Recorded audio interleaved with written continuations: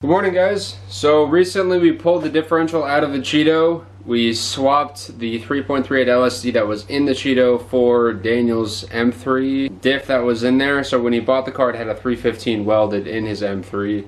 I don't know what the backstory is behind that. Freaking stupid. But anyway, he wanted a proper LSD. It is a street car. The Cheeto is pretty much a dedicated drift car at this point, and so we swapped diffs. Obviously, it's a little bit better to have a welded diff in a drift car than an LSD, even though the LSD was working freaking mint. So last weekend we pulled his welded out and stuffed the 3.38 in his car, and I wanted to take a more deep look at the welded diff before we threw it in the drift car. So today I got it all torn down. We're going to throw it back together. I cleaned it up a bit, and I don't know if anybody wants to see how we're going to put this thing back together or just kind of be there. If you guys are going to weld your own diff, just crack it open to take a look and see what's going on with it. This is how I'm going to be resealing mine. I know there are other solutions out there, but this is the way I'm going to do it. So we got the diff all torn out. Get out of here.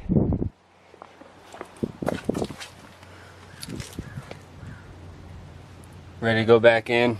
So I cleaned the diff off a good bit. The case was leaking. I think it was leaking on one of the sides. I think it might have been this side. Yeah, there was some leaking going on.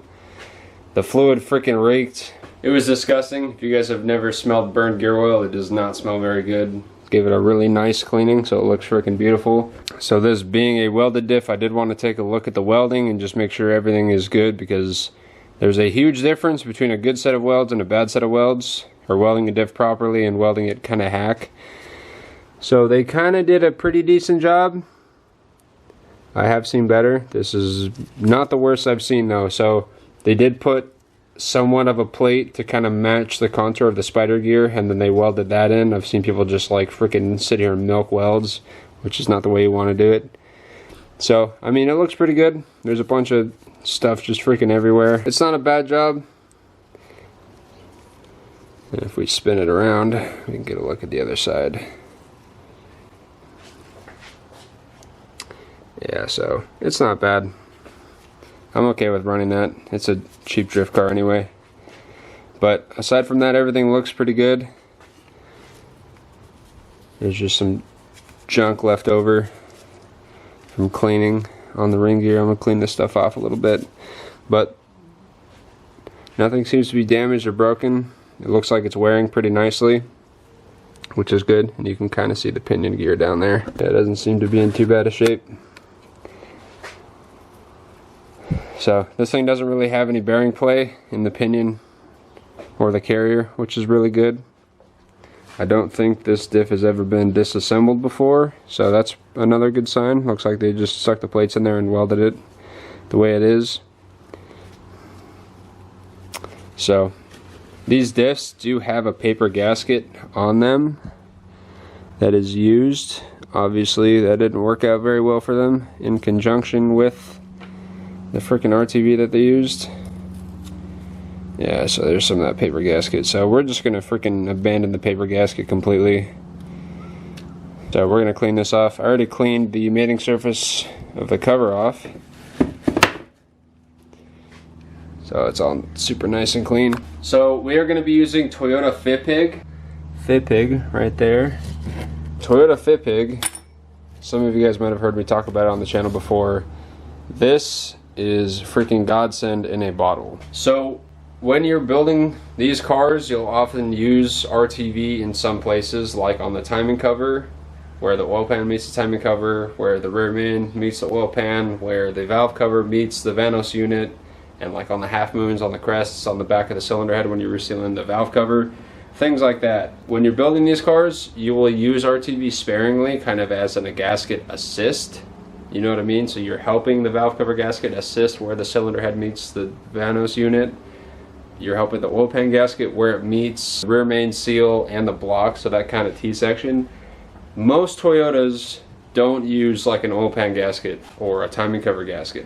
They use FIPG. So it stands for Form in Place Gasket, FIPG. That's what FIPG stands for. If you're going to be resealing your diff using RTV, don't use RTV, use FIPG. If you bought anything else, you royally messed up. The only thing that comes close to Toyota FIPG is Honda's little gasket maker. That one's pretty good too. but freaking everyone uses FIPG in the automotive industry because FIPG is freaking amazing. So we're going to be using straight FIPG on this. I'm not going to use another paper gasket because they like put some gray RTV junk and the paper gasket and it still leaked.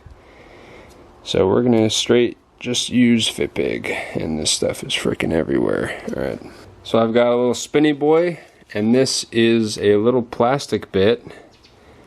You can get these at some auto parts hardware store. It's like a little plastic spinny disc that cleans stuff. So I'm going to be going through and just cleaning off all the old gasket material and all the old RTV with this, and then we'll give it a good wipe down, pick some of the bigger stuff off that I can, and then we will start laying down the FIPG.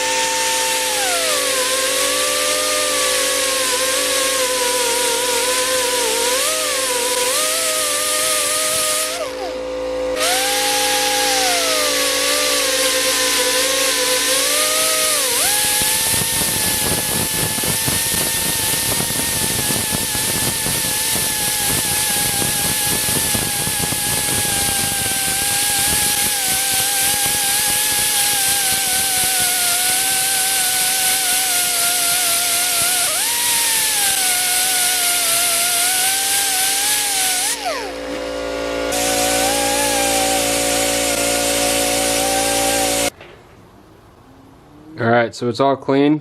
That is a little bit of a messy process, and it does kind of send some old gasket material and other bits of junk just kind of flying everywhere. So we're probably going to do a fluid flush on this diff. So we're going to put new diff fluid in it, probably drive it for like 100 miles or something like that, because the fluid, if you ever watch differential fluid when it's inside a running car, when the car is moving, this diff fluid just goes freaking everywhere. It just gets picked up by the ring gear and thrown.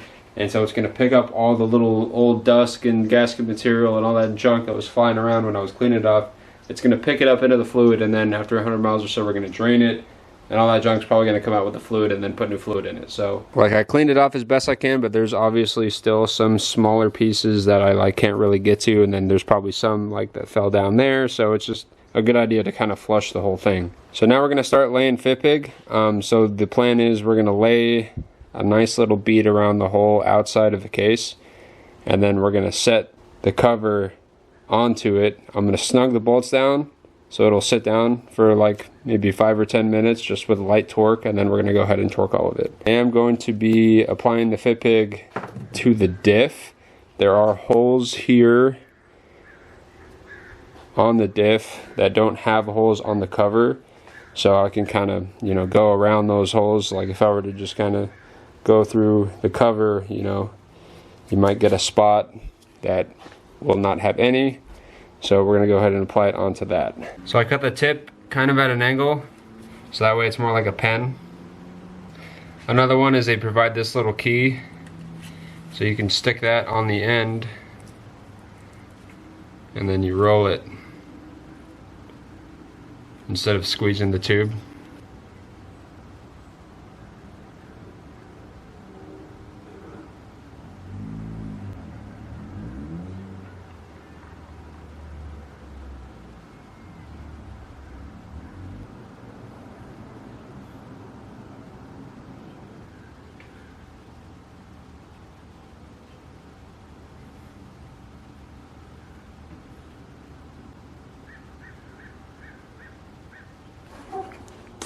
Not my finest work, but it should hold.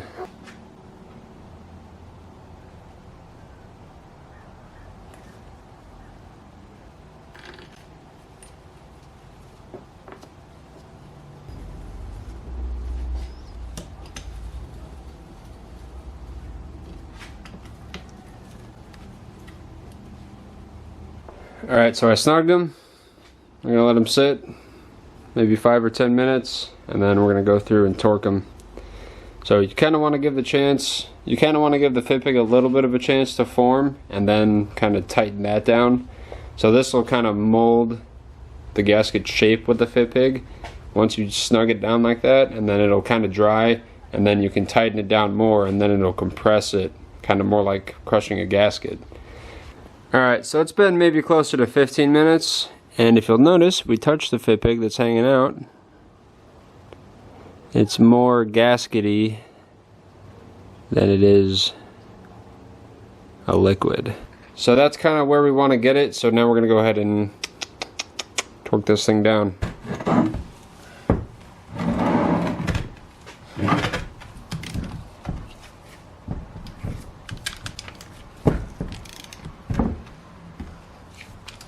So I'm going to snug them in a crisscross pattern first.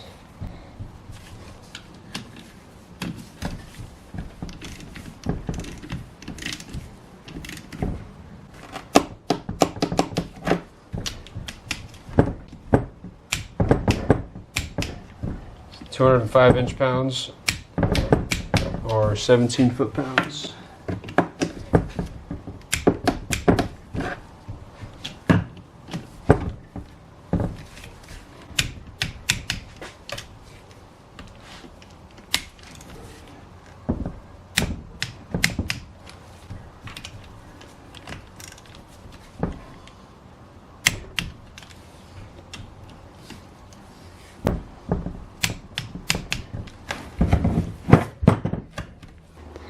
Alright, so I'm going to let this sit for maybe another day before we throw it in and put fluid in it. So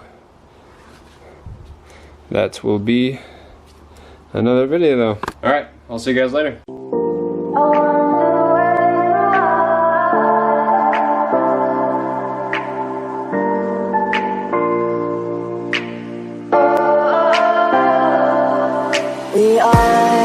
We are dreaming in the dark. We are nothing more than dust. Search but you stay